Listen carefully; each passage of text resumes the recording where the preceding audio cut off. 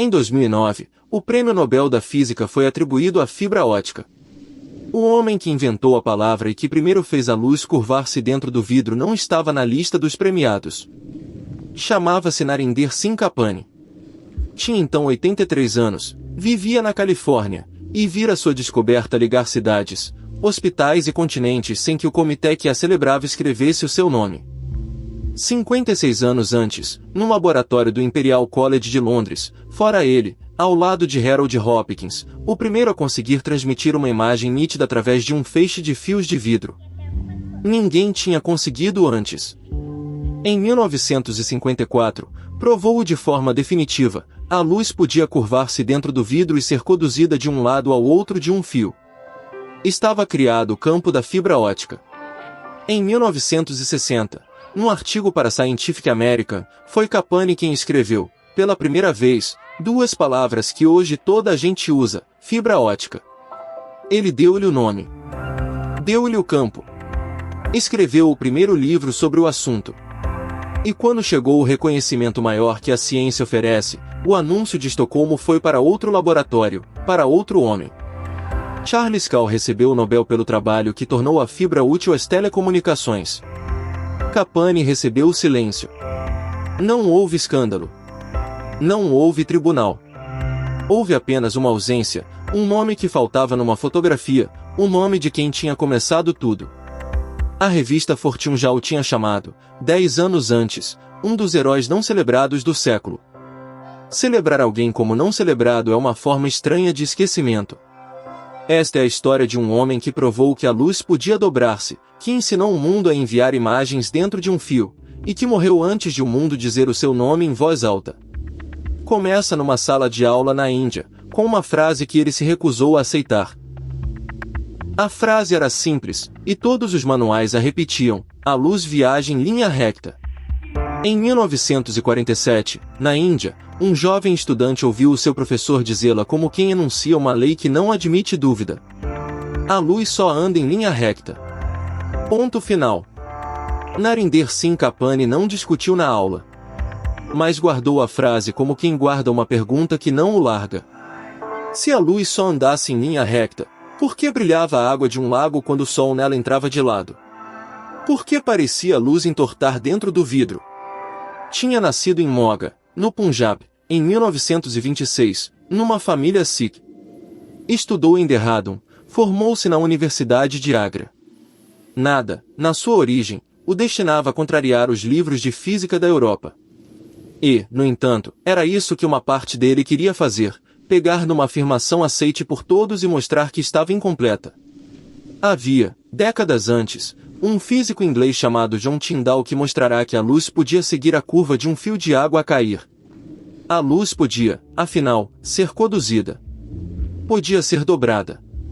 Poucos tinham reparado no que isso significava. Kapani reparou. Levaria a ideia consigo quando atravessasse meio mundo para provar. Ainda não sabia que, poucos anos depois, seria ele a transformar aquela suspeita em prova, e que essa prova lhe daria um campo inteiro da ciência, um campo que, um dia, se lembraria de quase toda a gente menos dele. Em 1952, Kapani chegou a Londres para fazer o doutoramento em ótica, no Imperial College.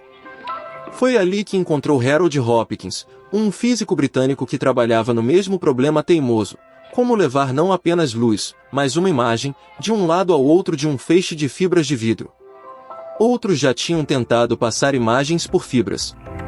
Os resultados eram maus, borrados, inúteis. O que Hopkins e Kapani fizeram, em 1953, foi diferente. Alinharam milhares de finíssimos fios de vidro e conseguiram, pela primeira vez, transmitir uma imagem de boa qualidade de uma ponta a outra.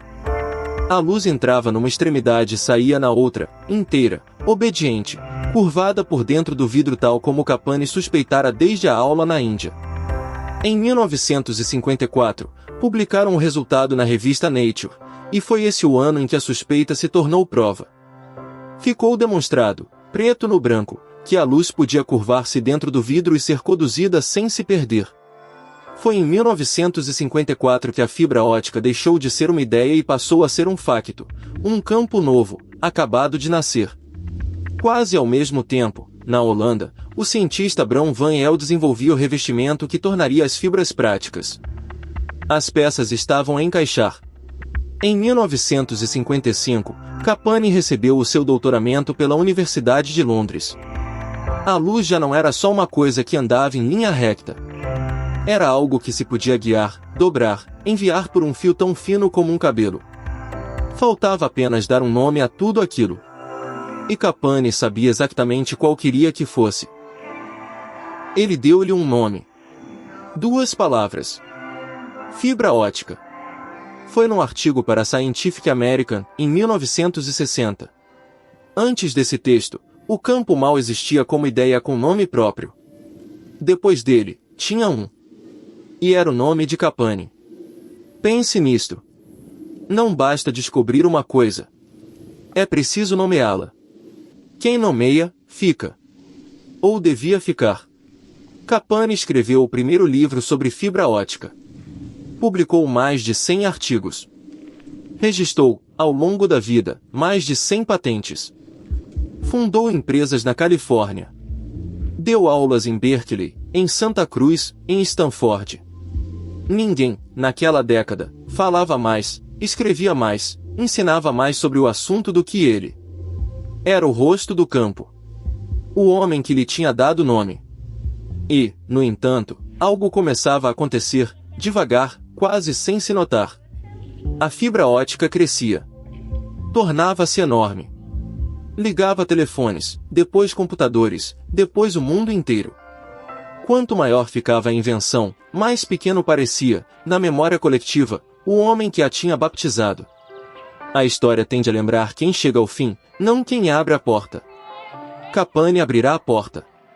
Outros iam entrar por ela. Ele ainda não sabia, ninguém sabia, que, quando o maior de todos os prêmios chegasse a este campo, chegaria com o nome dele apagado da lista. Em outubro de 2009, o Comitê do Nobel anunciou o Prêmio da Física. Metade foi para Charles Kahl, pelos trabalhos que, nos anos 60, mostraram como transmitir luz por fibras a longas distâncias, abrindo caminho às telecomunicações modernas. Era um trabalho real, importante, merecido. Mas o nome de Narinder Singh Capani não apareceu. Nem naquele ano, nem em nenhum outro.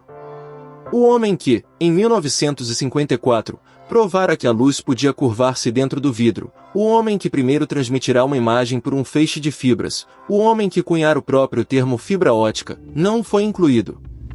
Capani tinha então 83 anos.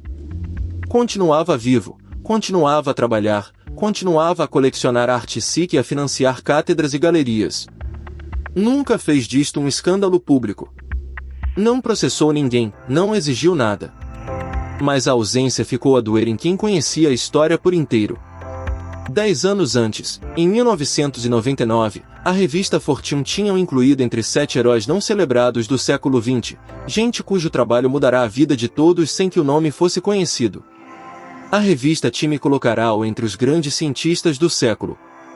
O reconhecimento existia, mas vinha sempre com o mesmo adjetivo colado, esquecido, não celebrado, na sombra. Há uma crueldade discreta em ser chamado, repetidamente, o homem que ninguém conhece. Repete-se o esquecimento cada vez que se anuncia. E o maior selo de todos, o de Estocolmo, esse, nunca chegou a bater à sua porta.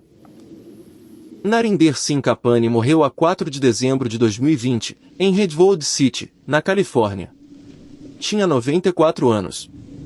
A mulher, Satinder Kaur, com quem casara em Londres em 1954, o mesmo ano em que provara ao mundo que a luz se curvava dentro do vidro, tinha partido 4 anos antes. Morreu em paz, longe do palco onde outros haviam recebido o crédito daquilo que ele começara. Poucos meses depois, em 2021, a Índia concedeu-lhe, já póstumamente, o Padma Vibhushan, a segunda mais alta condecoração civil do país. Chegou tarde, chegou depois da morte, mas chegou. O nome que faltara na fotografia de Estocolmo apareceu, enfim, numa lista de honra do país onde tudo começara, perto da sala de aula em que um professor dissera que a luz só andava em linha reta. Hoje, cada chamada que fazemos, cada imagem que atravessa um oceano num instante, cada hospital que olha para dentro do corpo humano com uma câmara fina como um fio, tudo isso corre por dentro de fibras de vidro. A luz dobra-se lá dentro, exatamente como ele previu e como provou em 1954. Milhares de milhões de pessoas usam a sua invenção todos os dias. Quase nenhuma sabe o seu nome.